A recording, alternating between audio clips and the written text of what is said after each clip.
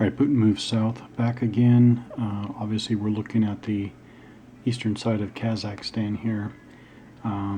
Since the last video, each side basically bought back reinforcements to get them back into the staging areas available. Both sides did that. In game terms, that means each side did a deploy one reinforcement group action. You roll a die. That's the number of units from one contingent you get back. The Russians rolled a 6, so they got back, I think, all 5 available tactical air units they had in the reinforcements area. And then the NATO side rolled a 4, and they bought back 4 tactical air fighters units, air fighter units that they had in their reinforcement area.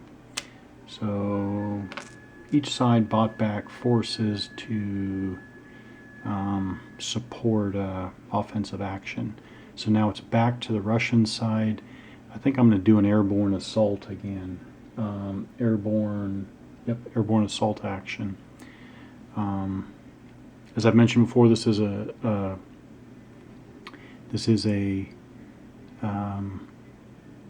optional rule. So let me start at the very beginning.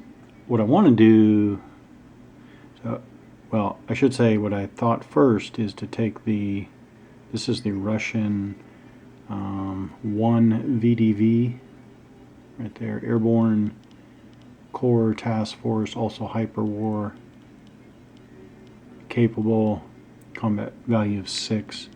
Wanted to take them down, have them do an airborne assault next to the reduced PRC Corps, 15th Corps there, and start with 3-to-1 odds and go from there. But then I was thinking, strictly as I read the procedure, I don't have to pre-designate this. So this is important because I'm going to roll 2 die for the movement allowance. So if I roll 11 or 12, 10, 11, 12, why wouldn't I want to maybe come down here and take out this full strength? This would be 1-to-1, but the Russians plan on using a lot of their assets again to get up, to do one of 2 things: either get really high odds columns or force the NATO side to use up their assets in their staging area. So now that I've talked it through, that's what I'm going to do. Let's see. Try to figure out if there's anything else. All right, let's go in order. So I'm going to declare an airborne assault. I'm going to expend 2 AP for this. So the Russians, they're at 6. They're now, I move them down to 4 remaining action points on their track.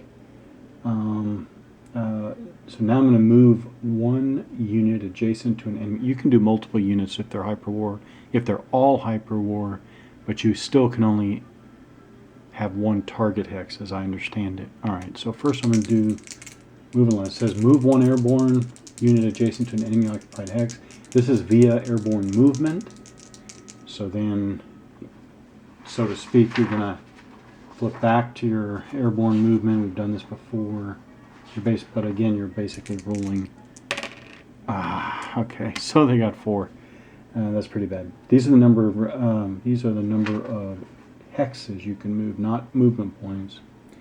And you can go over any kind of terrain, EZOCs, etc., etc. All right, but he only got a 4. All right, so I guess that will be, we will, yeah. Now it's getting interesting coming down here, but all right, so 1, 2, 3. They can come right over, they come 1, 2, 3, 4. I actually thought about coming here, but yeah, I'll just do that.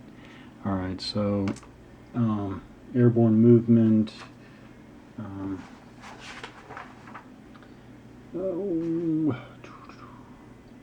So again, hyperwar units, you could bring multiple hyperwar units in adjacent to attack the same target hex, but I'm not going to do that.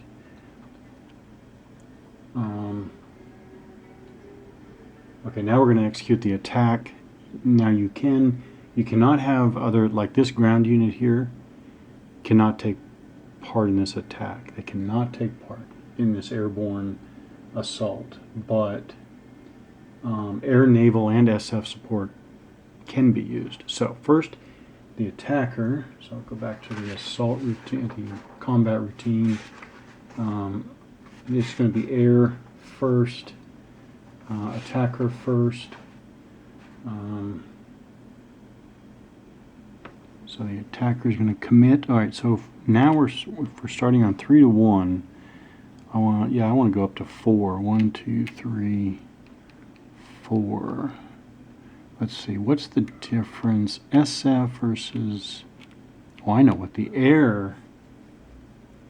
You get air back easier because air can just go right back. Goes when they're done. They go to the reinforcement area, but they can be bought back even in the same turn and used again.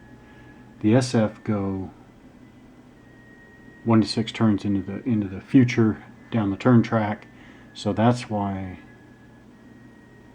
Okay, so they're really not the same. I think you want to make different calculations for air versus SF. So I'm going to take 4 Russian tactical air units. Again, strength doesn't matter. Units, number of units does. So each air unit committed is a 1-column shift. Now the NATO. Now here's the deal. The Russians are using 4 of their 6 tactical air units, or 5 that they got back, because I think there were only 5 available. They're basically forcing. I mean, NATO side is almost out of SF in their staging area. Yeah, so it's what can they do? You know, let's see. So there would be a 1, 2, 3. They're at the highest 7 to 1. All right, I'm going to do it this way. I'm going to commit 2 NATO tactical air units like that. So that brings it. So now and no SF. Well, no SF on either side. So this is a net 2 in Russia's favor. So they are on 5 to 1. 5 to 1 column. Oh, and they get S6. DR. Wow, it's only defender retreat. Defender retreats any defending mobile unit 1 hex. That's, yeah, mobile unit, non-garrison basically. That's it. Retreat procedure. May not retreat into a hex containing enemy unit or EZOC. Oh, okay. No, actually, he has room now.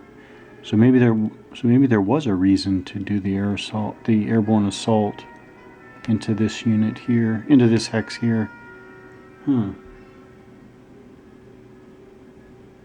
Units blocked from retreating for any reason suffer a DE result instead, so they would have been eliminated.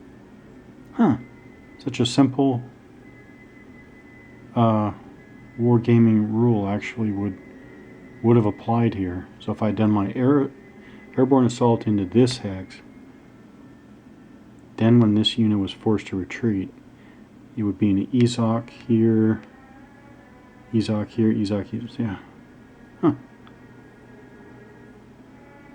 I wasn't expecting that. Alright, so but they can advance, and they do want to advance to get onto the rail line there at least. Alright, so these go to the reinforcement area. These go to the reinforcement area.